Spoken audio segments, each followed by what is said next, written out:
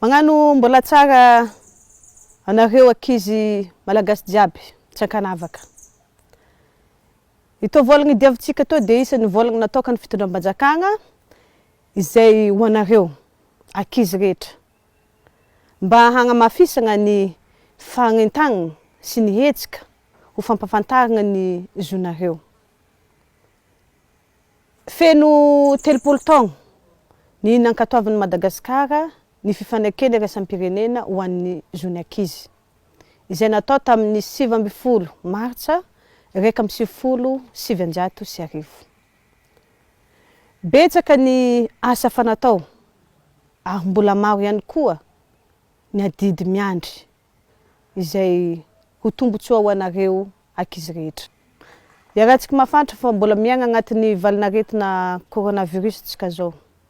Ankoatra ny olana ara-pahasalamagna dia mbola tsapa ary hita eny amin'ny magnodidina antsika ny tranga ny herisetra izay mianjady amin'ireo zanak'antsika ireo.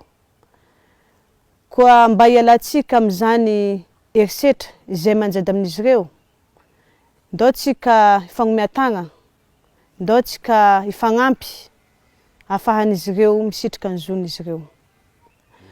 Ny lohahevitra izay noraisintsika amin'ity taogna ity dia ny hoe ny ankizy misitrika ny zony agnatina maigna ara-pahasalamagna. Tsy ataontsika ankira, tsy ataontsika tsy anjery, izany lohahevitra noraisintsika zany. Fa ataontsika amin'ny alalan'ny fandraisana andraikitra sy fagnatanterahana, fa indrindrandrindra ho an'ireo izay manana andraikitra voalohany mikasika ny fiarovana ny zony ankizy. Izany hoe antsika jiaby ray aman-dreny, ianareo mpanabe, ianareo mpiasa sehatra ara-sosialy, sy ianareo izay matsapa fa tompona andraikitra voalohany ho an'ireo zanak'antsika ireo. Mba ahafahan'izy ireo mijinja sy misitrika an'izany zo ho azy ireo. Ny tao-trano tsy vitan'ny rery fa ny fiaraha-mientana no antoky ny fahombiaza.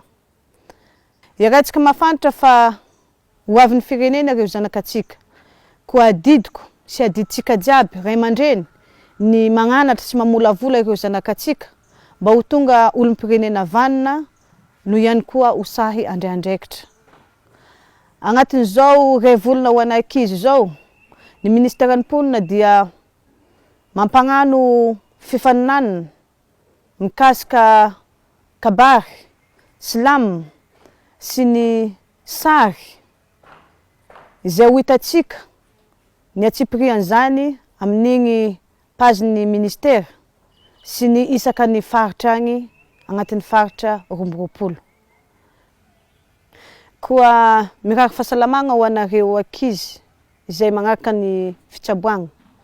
No ihany koa mirary soa ho anareo ankizy rehetra tsy ankanavaka izay miatrika ny fanadinana. Koa ho feno fahombiazana ny ezaka izay ataonareo.